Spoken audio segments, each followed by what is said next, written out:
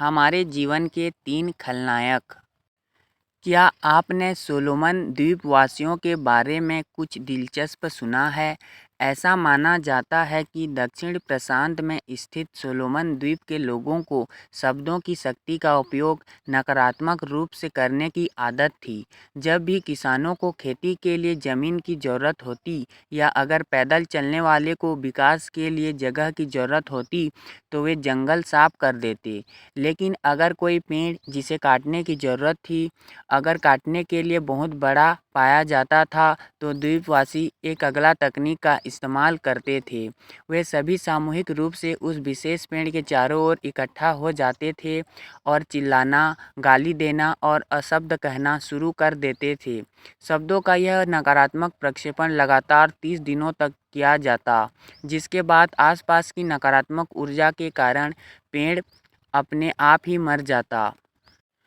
Bollywood film तारे ज़मीं पर भी इसी तरह के बारे में आपने सुना होगा। यदि जहरीले शब्दों का विशाल पेड़ पर ऐसा प्रभाव हो सकता है, तो कल्पना करें कि आप अपने संबंधों के साथ रोज़ क्या कर रहे हैं। मैंने खुद इस जगह का दौरा नहीं किया है, मगर मैं नकारात्मक शब्दों के जहर में विश्वास करता हूँ। उपरोक्त उदाहरण के विपरीत, लोगों ने अक्सर देखा है कि अगर वे अपने बगीचे या घर में एक पौधे के साथ संवेदनशीलता से बात करते हैं, तो यह स्वस्थ तरीके से विकसित होना शुरू हो जाता है। एक बार मुझे अपने एक छात्र और मित्र शंकर भाई के घर आमंत्रित किया गया था। कुछ दिलचस्प बातचीत के बाद हमने ऑर्गेनिक सब्जियों के साथ बड़े स्वादिष्ट भोजन का आनंद लिया। मीठे में मुझे आम परोसा गया। जैसे ही मैंने पहला टुकड़ा खाया, मैंने उत्साह के साथ कहा, वाह! मैंने अपने जीवन में कभी इस तरह का स्वादिष्ट आम नहीं खाया। यह इतना मीठा कैसे हो सकता है? इसे खाने से ध्यान जैसा लगा। जिज्ञासा से मैंने उनसे पूछा, आपने ये आम कहाँ से खरीदे हैं? मुझे अपने घर के लिए भी कुछ बक्से चाहिए। उन्होंने कुछ नहीं कहा, सिर्फ मुस्कुराए और मुझे अपने खेत में आने का न्योता दिया। एक अन्य अवसर पर जब मैं उनके खेत में गया, तो मैं यह देखकर मंत्रमुग्ध हो गया कि मैंने उस दिन जो आम खाया था, वह मेरे मित्र ने अपने खेत में उगाया था और उसकी मिठास का कारण यह था कि उन आम के पेड़ों को उगाने में कुछ अनुष्ठानों का पालन किया गया था। महत्वपूर्ण अनुष्ठानों में से यह एक था कि पेड़ों को मंत्र कहकर सकारात्मक ऊर्जा दी गई थी। कुछ पंडित आते और नियमित रूप से मंत्र का जाप करते। वे पेड़ों को ऊर्जा देते हुए कहते, इन आमों को खाने वाले लोग अधिक सुखी और स्वस्थ हो जाएं। क्या अद्भुत विचार है। मैं इस तरह के मंत्रोच्चार या अभिपुष्टि के प्रभाव से पूरी तरह से मुग्ध था। उन्हें उर्वरकों और रसायनों का उपयोग बिल्कुल नहीं करना पड़ा और न ही उन्हें वर्षा जल के अतिरिक्त कोई और पानी देने की आवश्यकता थी। उनके पूरे खेत में पूरी तरह से एक अलग ऊर्जा थी और कारण सरल था, वे प्रभावी रूप से शब्दों की शक्ति का उपयोग कर रहे थे। मैं डॉक्टर मसारू इमोटो द्वारा किए गए बेहद प्रसिद्ध पानी और चावल के प्रयोगों को आपके समक्ष रखना चाहूँगा।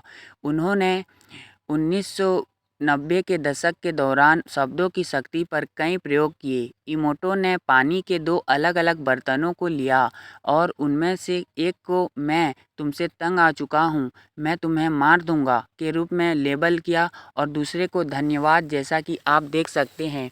एक वाक्य में नकारात्मक थी और दूसरे में सकारात्मकता। उन्होंने पहले बर्तन के लिए नकारात्मक शब्दों का इस्तेमाल किया और दूसरे के लिए उन्होंने प्यार और आभार भरे शब्दों का इस्तेमाल किया। उन्होंने कुछ फोटोग्राफरों से पानी के दोनों बर्तनों की खास तरीके से तस्वीरें निकलवाई थी। हैरानी की बात है कि सकारात्मक शब्दों के साथ लेबल किया गया पानी दूसरे की तुलना में कहीं अधिक साफ और स्वच्छ था। यहाँ विभिन्न सकारात्मक और नकारात्मक शब्दों के साथ प्रयोग और लेबलिंग के बाद पानी की क्रिस्टलीय संरचना की तस्वीरें हैं। एक अन्य प्रयोग में उन्होंने इसमें कुछ पानी के साथ चावल के 3 बर्तन लिए। लगातार 1 महीने तक उन्होंने पहले कंटेनर को थैंक यू कहा, दूसरे को तुम बेवकूफ़ हो और तीसरे को पूरी तरह से नज़रअंदाज कर दिया।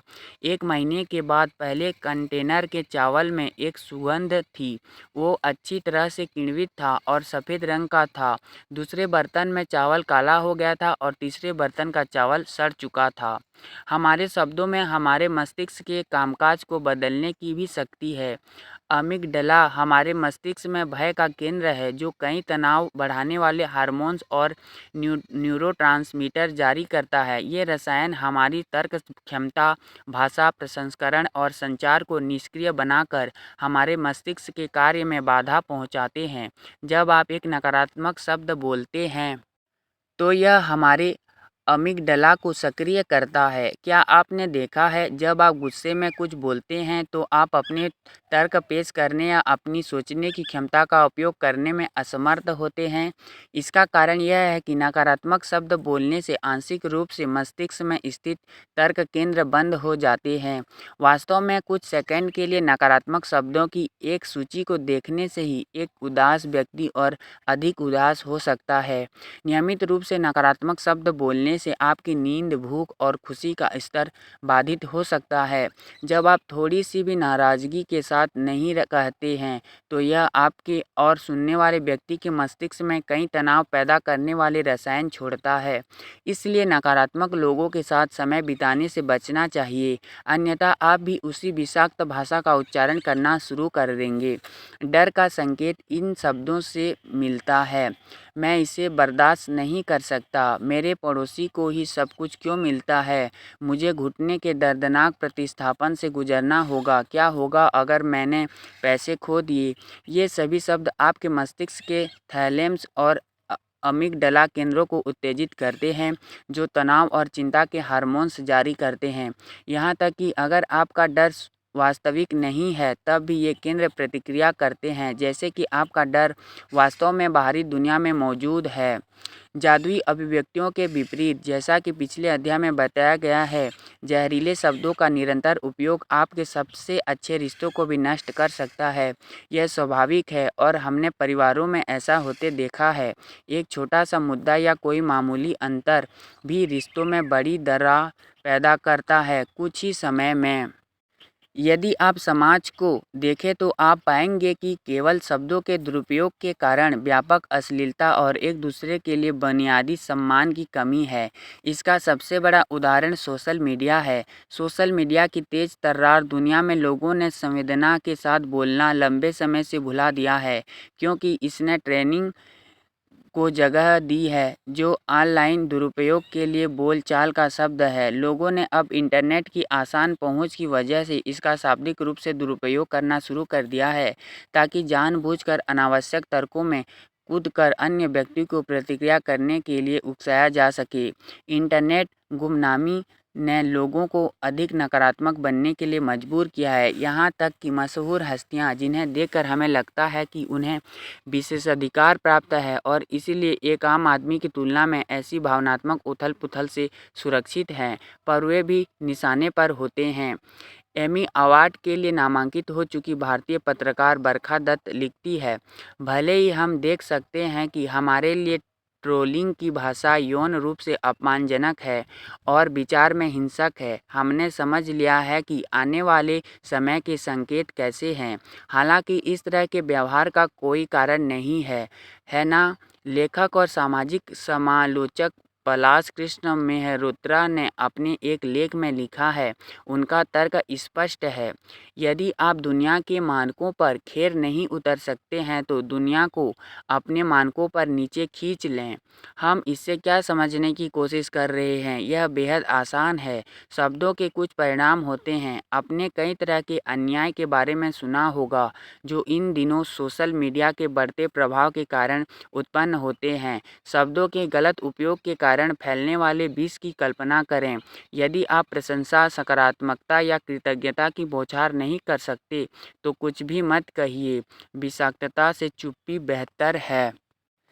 इसके बजाय यदि आप कल्पना करें, थोड़ी देर के लिए वास्तविकता को भूल जाते हैं, क्या होगा यदि हम एक दूसरे के साथ केवल संवेदनशीलता से बात कर सकें?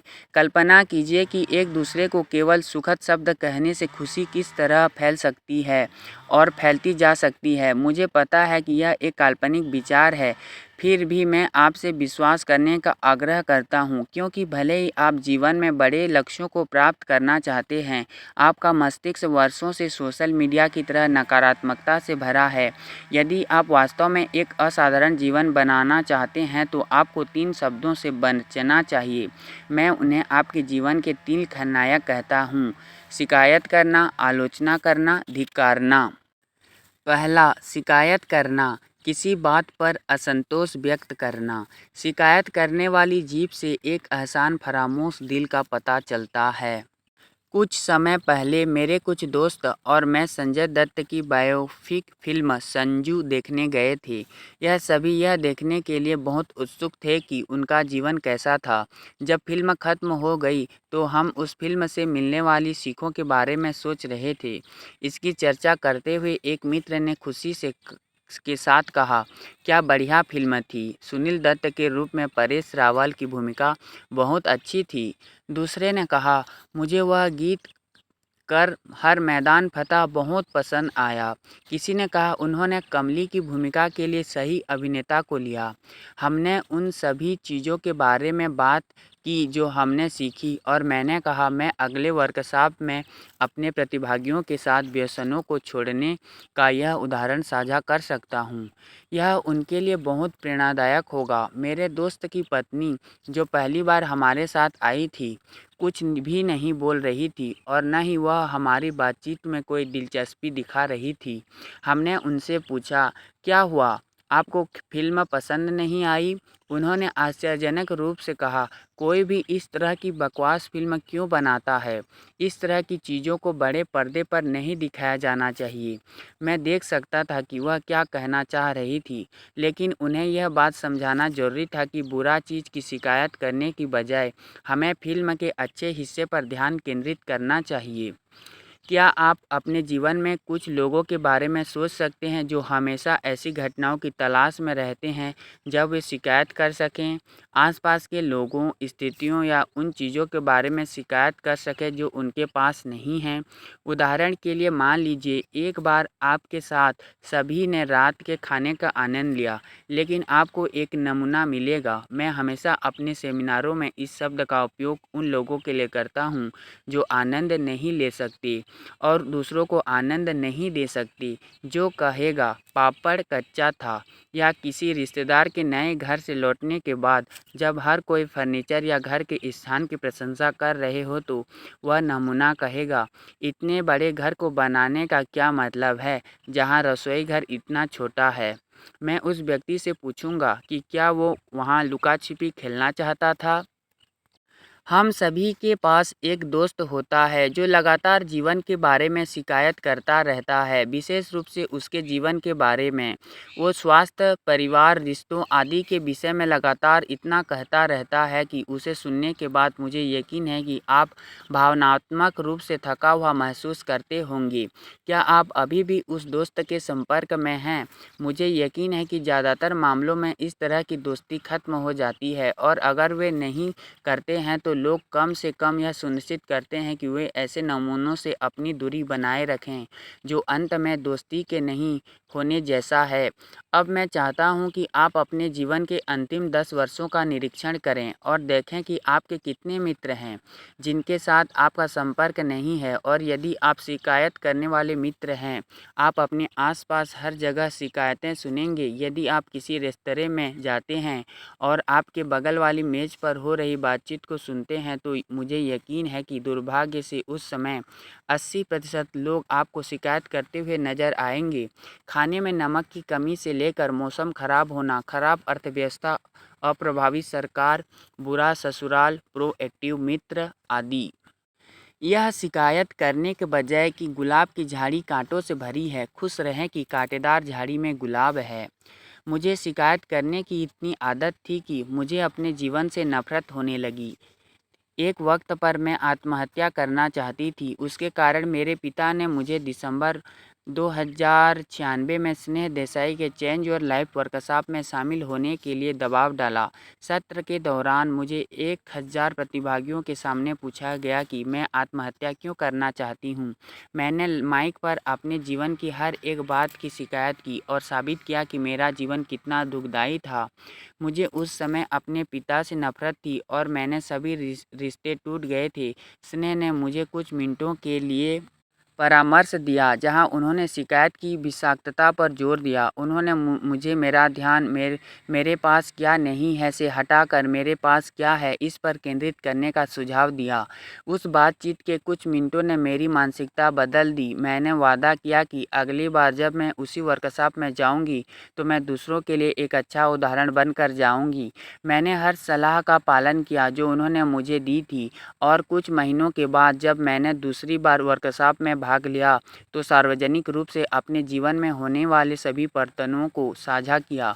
मेरे पिता के साथ मेरा रिश्ता अत्यधिक मधुर हो चुका था और यही नहीं, मैंने अपनी पढ़ाई में भी कुछ आश्चर्यजनक परिणाम हासिल किए। चेंज योर लाइफ कार्यक्रम में शामिल होने से पहले मैं 11वीं कक्षा में थी और मैंने तब अपने दूसरे सेमेस्टर में 59 स्कोर पाया था। वर्कशॉप के बाद मुझे तीसरे सेमेस्टर में 89 और चौथे में 93 से 49 स्कोर मिला। मैंने वर्कशॉप में अपना लक्ष्य निर्धारित किया था कि विश्व स्तरीय पायलट बनना चाहती हूँ। सामान्य रूप से प्रशिक्षु पायलटों को स्टूडेंट पायलट का लाइसेंस SPL लेने में 1.5 या 2 साल लगते हैं, लेकिन मुझे यह सिर्फ 2 महीने में मिल गया। मैंने FRTOL लाइसेंस D 1.5 महीने में पा लिया, जबकि आमतौर पर अन्य लोग 2 साल से इसे प्राप्त करते हैं। यह सब होने का एकमात्र कारण था कि मुझे समझ आ गया था कि लगातार शिकायत मेरे जीवन को बर्बाद कर रही थी और अब मैं इससे पूरी तरह से छुटकारा पा चुकी हूँ। उस बदलाव के कारण मुझे पता है कि मैं जल्दी ही अपने सभी सपनों को पूरा करूंगी और मेरे माता-पिता को मुझ पर गर्व महसूस हो सकेगा। जाह्नवी पर निश्चित रूप से उनके माता-पिता को गर्व होगा। वह समझ गई कि जीवन के बारे में शिकायत करना कितना खतरनाक है। मुझे यकीन है कि हम सभी यह भी समझते हैं कि शिकायत करना कितना जहरीला है। फिर भी यह इतना आम क्यों है? हम हर समय इतनी शिकायत क्यों करते हैं? शिकायत केवल संतुष्टि की कमी है जो एक नकारात्मक स्थिति का अनुसरण करती है। जैसे फिल्म इतनी खराब थी, यातायात दिन प्रतिदिन खराब हो रहा है, सड़कें गड्ढों से भरी हुई है आदि। और हम इसे क्यों करते हैं? क्योंकि शिकायत करना हमें एकजुट करता है। सामान्य शिकायत के मुकाबले कोई और चीज़ हमें मजबूती से एकजुट नहीं करती। यह इतना आम है कि जब आप मौसम जैसी किसी चीज़ के बारे में शिकायत करते हैं तो लोग तुरंत इसमें शामिल हो जाते हैं क्योंकि उन्हें इस तरह की बातचीत से कोई नुकसान नहीं महसूस होता है। लेकिन इस आदत से नकारात्मकता बढ़ती है। आप पहले से ही जानते हैं कि अकेले नकारात्मक होना कैसा होता है, लेकिन अब इसकी गंभीरता की कल्पना करें। जब लोगों के समूह आपसे जुड़ते हैं, एक बार फिर यहाँ मैं सोलोमन द्वीप के निवासियों का उदाहरण दोहराता हूँ। उनकी समान रुचि के कारण उनमें से किसी को भी एहसास नहीं हुआ कि एक जीवित पेड़ को लगातार कोसना कितना नुकसानदायक था। यह ऐसी हानिकारक मानसिकता है। हालांकि बहुत सी ऐसी शिकायतें व्यापारिक भी होता है। उदाहरण के लिए, एक बारिश का दिन आपके लिए परेशानी की वजह हो सकता है, लेकिन आपके उस सहयोगी के लिए नहीं जिसे बारिश पसंद है। इसके अलावा आप जानते हैं कि यदि आप शिकायत करने वालों की श्रेणी में हैं और कोई आपकी सामान्य शिकायत में शामिल नहीं होता है, तो आप अपने मन में ऐसे व्यक्ति के बारे में भी शिकायत करेंगे। वह कभी भी मुझसे सहमत नहीं होता है। क्या यह निराशाजनक नहीं है? लगातार शिकायत आपके मस्तिष्क को केवल अपने दैनिक जीवन में नाखुशी की तलाश करने के लिए वापस ले जाती है। अब क्या आप शिकायत करने के असली नुकसान को समझ पा रहे हैं? यह नकारात्मक घटनाओं की एक श्रृंखला की तरह घूमता है। शिकायत रोकने के 6 तरीके। इस समस्या से बाहर निकलने का एक उपाय सहकारी शिकायतों का उपयोग करना है, जहां आप वास्तव में समस्याओं को हल करने के लिए शिकायत करने की कला का उपयोग कर सकते हैं। स्थिति में सुधार करने के लिए इसका इस्तेमाल करें, न कि खुद को और दूसरों को दुखी करने के लिए। यहाँ 6 बातें याद रखने योग्य हैं। पहला, शुरुआत में शिकायत केवल तभी करें जब यह एक याद रखने लायक बदलाव ला सकते हो। इससे पहले कि आप मौसम के बारे में शिकायत महसूस करें, खुद से पूछें, क्या मैं मौसम बदल सकता हूँ?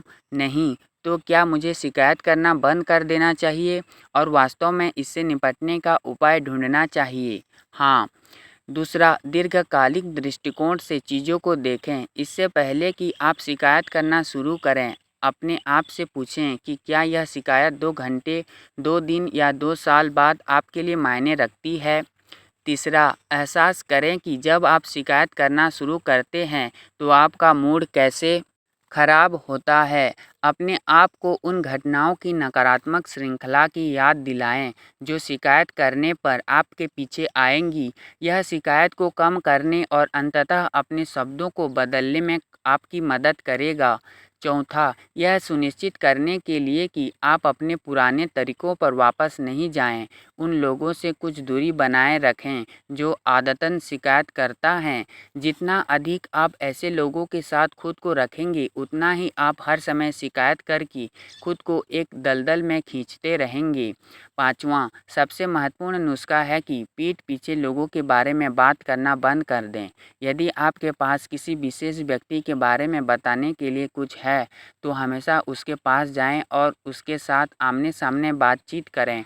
यह आपके चरित्र को दिखाएगा और आपको उसके बारे में भला-बुरा कहने से भी रोक देगा और आपको अपनी शिकायत का हल भी मिल जाएगा। इसलिए जानकारी साझा करके और गपशप करने के बीच का अंतर जानें।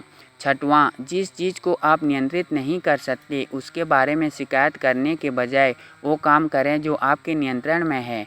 अगली बार जब आपको शिकायत महसूस हो तो खुद से पूछें कि मैं इस स्थिति को कैसे सुधार सकता हूँ, मैं चीज़ों को बेहतर बनाने के लिए क्या कर सकता हूँ, और फिर उस काम पर काम करें। जब आप शिकायत करते हैं कि इस देश में बहुत गर्मी है, मुझे इस मौसम से नफ़रत है, अपने आप से पूछें कि मैं इस गर्मी से कैसे बच सकता हूँ। आपका मन तुरंत कुछ समाधान लेकर आएगा।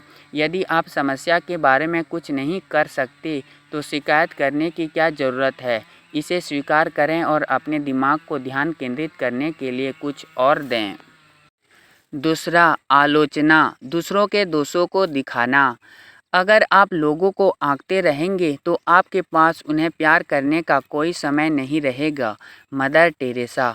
लोगों को आंकना बंद करें। आपको अपने जीवन को सच्चाई के मार्ग पर चलाने के लिए विवेक दिया गया है।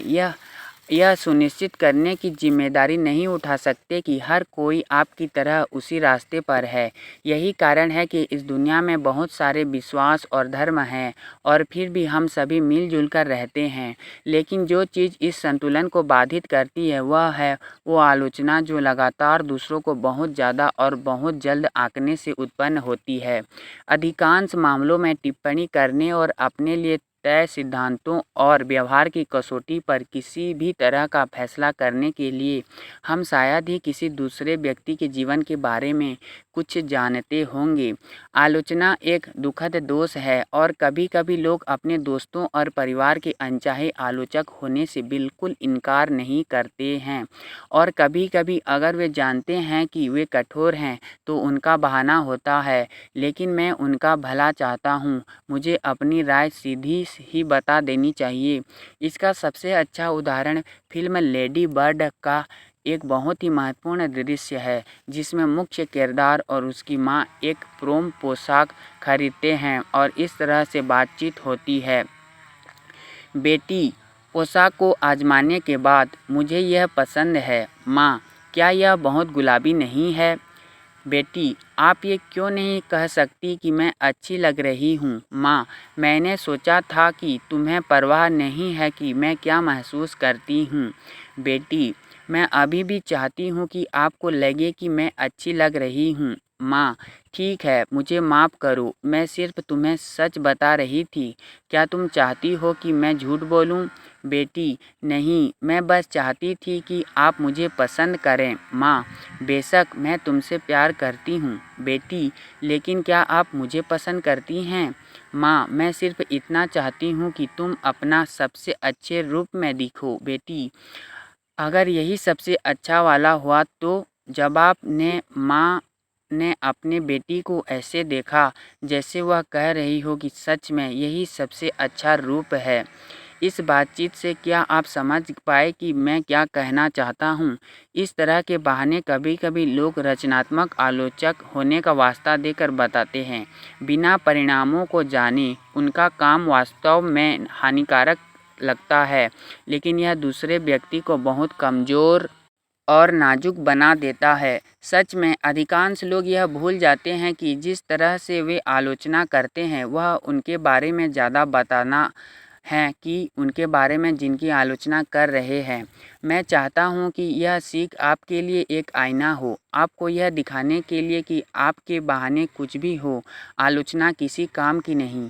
यह किसी भी परिस्थिति में आपके रिश्ते में सकारात्मक बदलाव लाने के लिए सहायक नहीं होती है। आप पूछेंगे क्यों नहीं होता? क्योंकि यह उनके व्यक्तित्व का अवमूल्यन करके उनके आत्मसम्मान को छीन लेता है। यह दर्शाता है कि आप सहयोगी नहीं हैं, इसलिए दूसरा व्यक्ति आपके सुझावों को मानने के लिए तैयार नहीं होगा। यह उस व्यक्ति की आपसे नाराज़गी को बढ़ा देता है, क्योंकि यह उन्हें ऐसा महसूस कराता है जैसे आप उन्हें महत्व नहीं देते हैं। मत भूलिए, हम कभी-कभी खुद की आलोचना भी करते हैं। कुछ लोग खुद पर कठोर होते हैं और अपने व्यक्तित्व में खामियों को ढूंढकर छोटी चीज़ों को ज़रूरत से ज़्यादा महत्व देते हैं। यह व्यवहार केवल चिंता और अवसाद की शुरुआत को बढ़ावा देता है। यह वास्तव में हमारे स्वाभिमान को चोट पहुंचा सकता है। अपनी और दूसरों की आलोचना के इस जाल में मत फंसिए, यह केवल अस्वीकृति और चोट पहुंचाने की ओर ले जाता है। जीभ शरीर का एक छोटा सा हिस्सा है, लेकिन यह बहुत बड़े-बड़े दावे करती है। गौर कीजिए कि एक बड़े जंगल में छोटी सी चिंगारी से आग लग जाती है। जीभ भी एक आग है। शरीर के बीच बसती बुराई की दुनिया है। हमारा नकारात्मक बातें करना पूरे शरीर को भ्रष्ट करता है, किसी की पूरी जिंदगी के रास्ते पर आग लगा देता है और खुद को भी नरक की आग में झोंक देता है।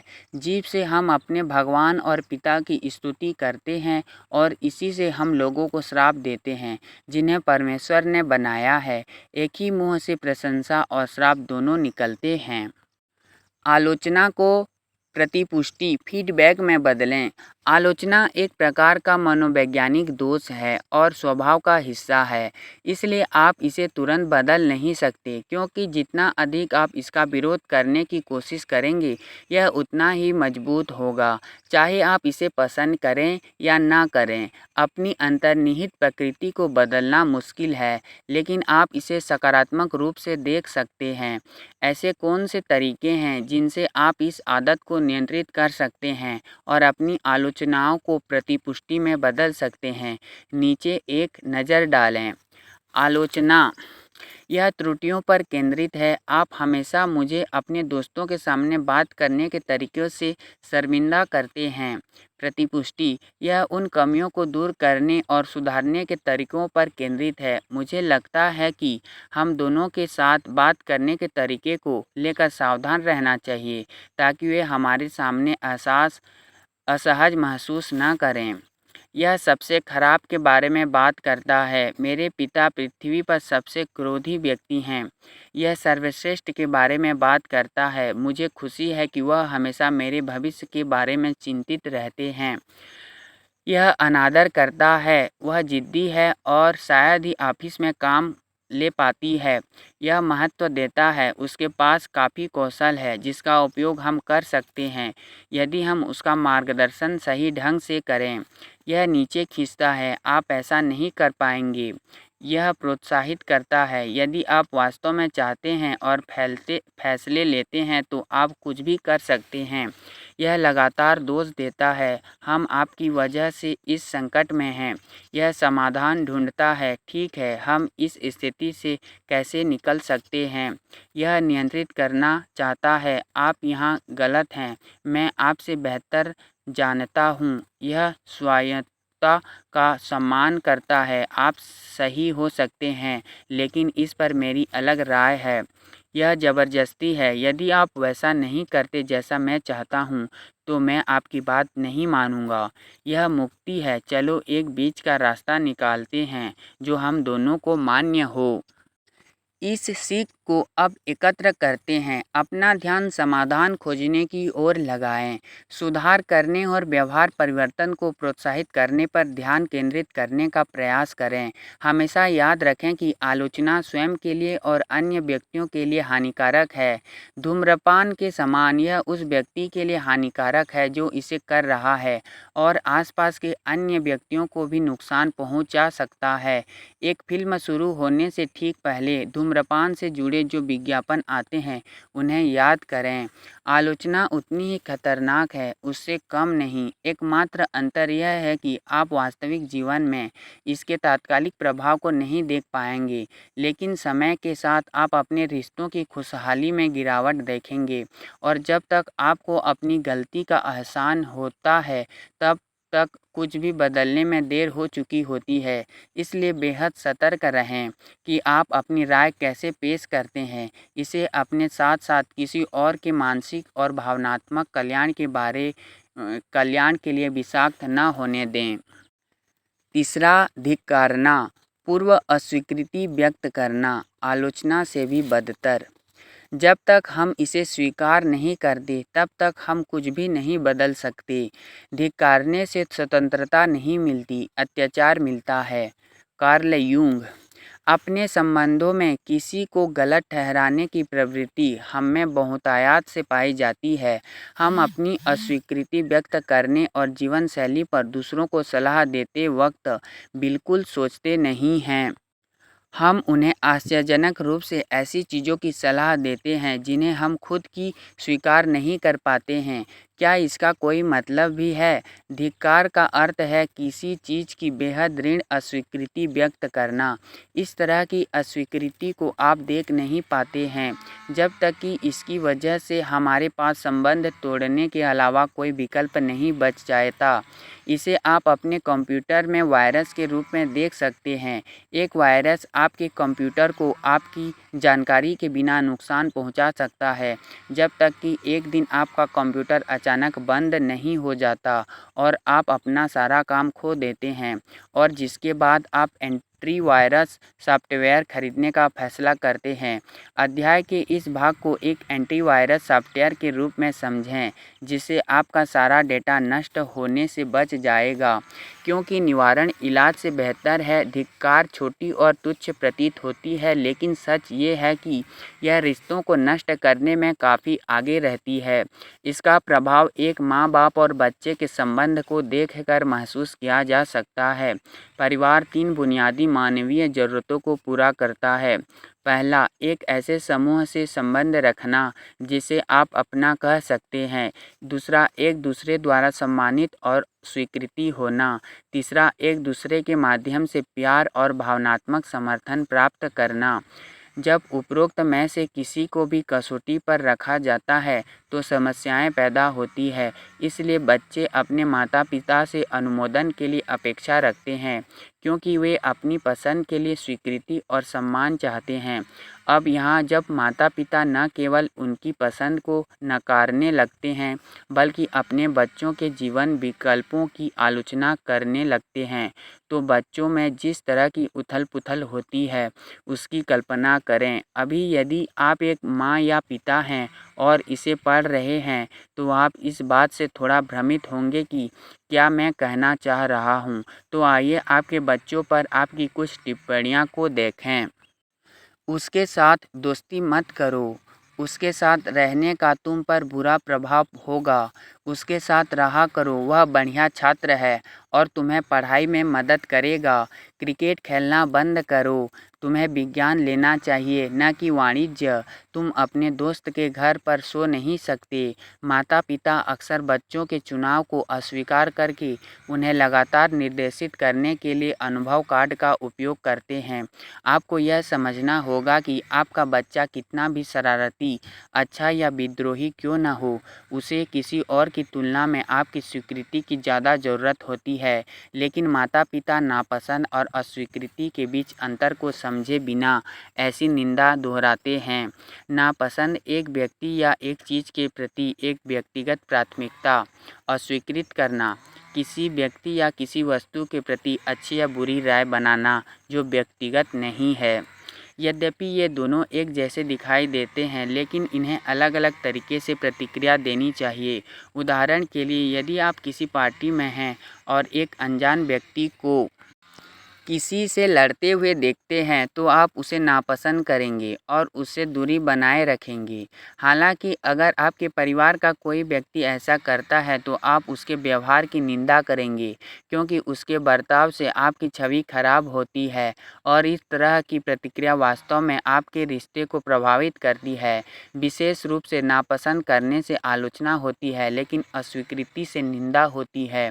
आपको क्या लगता है कि अस्वीकृति नापसंद करने से भी बदतर क्यों है?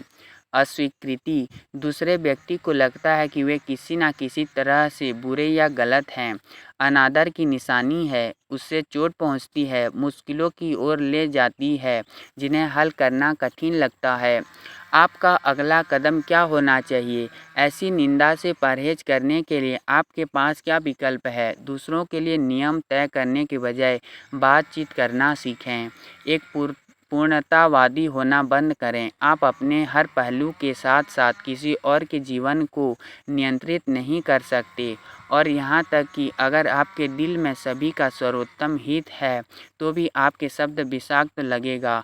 आने वाले समय में इसका ये परिणाम होगा कि आप सिर्फ तभी खुशी महसूस करेंगे जब आपकी इच्छा के अनुसार सब चीज़ें होंगी। दूसरी ओर, जब आप अपनी योजना के अनुसार चीज़ें नहीं कर पाएंगे, तो आप बेहद निराश और नाराज़ होंगे। इस प्रकार समझौता करने और बातचीत करने के लिए निम्नलिखित शब्दों का उपयोग करना बंद करें, जो नकारात्मक अर्थ रखते हैं, और इसके बजाय उन्हें अधिक सकारात्मक, सक्रिय और खुले विचारों वाले होने के लिए अलग तरीके से व्यक्त करना सीखें। पहला, नहीं। असभ्य होने के बजाय सहयोगी बनें। नकारात्मक टिप्पणी, नहीं, जैसा मैं तुम्हें बताता हूँ तुम वैसा ही करोगी। मेरा घर मेरे नियम। परिवर्तन, चलो एक काम करो, तुम्हारे तरीके से पहले प्रयास करते हैं और फिर हम मेरे तरीके से कोशिश करते हैं। दूसरा, ना करें। हुक्म देने के बजाय एकता और सहयोग के साथ काम करने के बारे में सोचें। नकारात्मक कथन, ऐसा मत करो, तुम्हें ऐसा कुछ करने के लिए किसने कहा?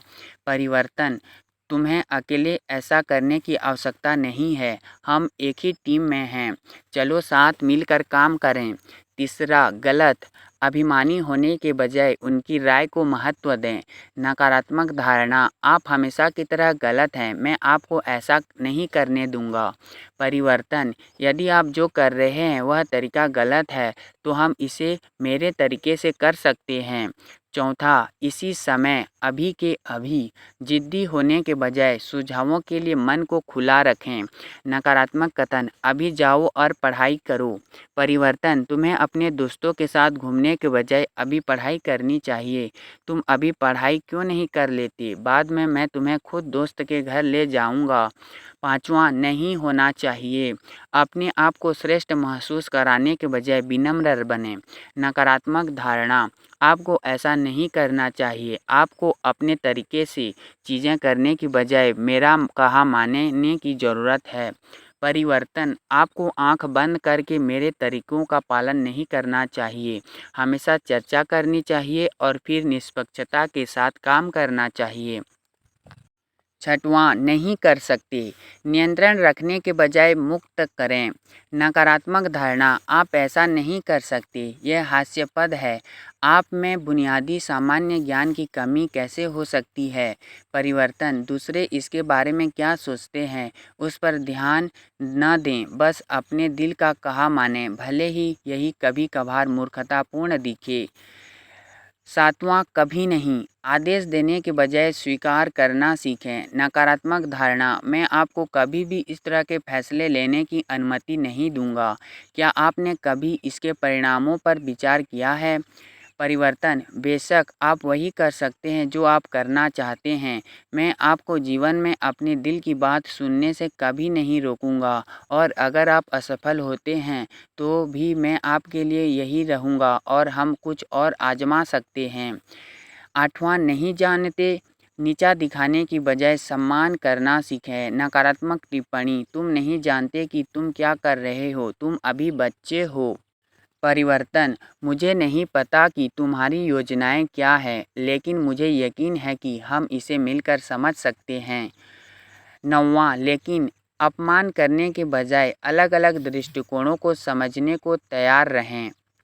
नकारात्मक कथन, लेकिन आप भी इसे मूर्ख कैसे हो सकते हैं, इतनी आसान बात नहीं समझते। परिवर्तन, मैं आपके कारणों को जानता हूँ लेकिन मैं आपके परिप्रेक्ष्य को स्पष्ट रूप से समझने में असमर्थ हूँ। आप बैठकर मुझे अपने विचार क्यों नहीं समझाते हैं। 10वां, केवल सीमा निश्चित ना करें, समझदारी से आगे बढ़ें। नकारात्मक धारणा, आप केवल वही करेंगी जो मैं आपको बताता हूँ, दूसरों की बात सुनने की ज़रूरत नहीं, केवल मैं जानता हूँ कि आपके लिए क्या अच्छा है। परिवर्तन, आपके पास सिर्फ एक विकल्प नहीं है, इसलिए आपको केवल एक सुझाव पर ध्यान केंद्रित करने की आवश्यकता नहीं है। निष्पक्षता से सभी दृष्टिकोणों को देखकर अपना निर्णय लें, बस मेरे कहने पर ना जाएं। बेहतर और परिपूर्ण जीवन और संबंधों के लिए आपको इन 3 खलनायकों से छुटकारा पाने की आवश्यकता है।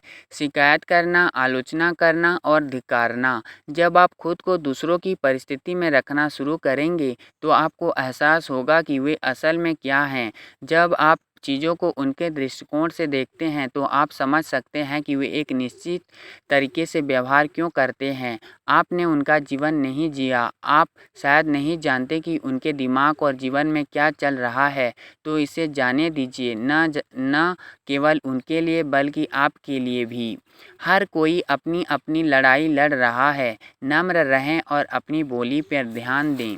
अनाम, यह आपके और सफलता के बीच खड़ी एक बड़ी बाधा को दूर करेगा। चलिए आज से एक शिकायत मुक्त, आलोचना मुक्त और धिक्कार मुक्त जीवन जिएं।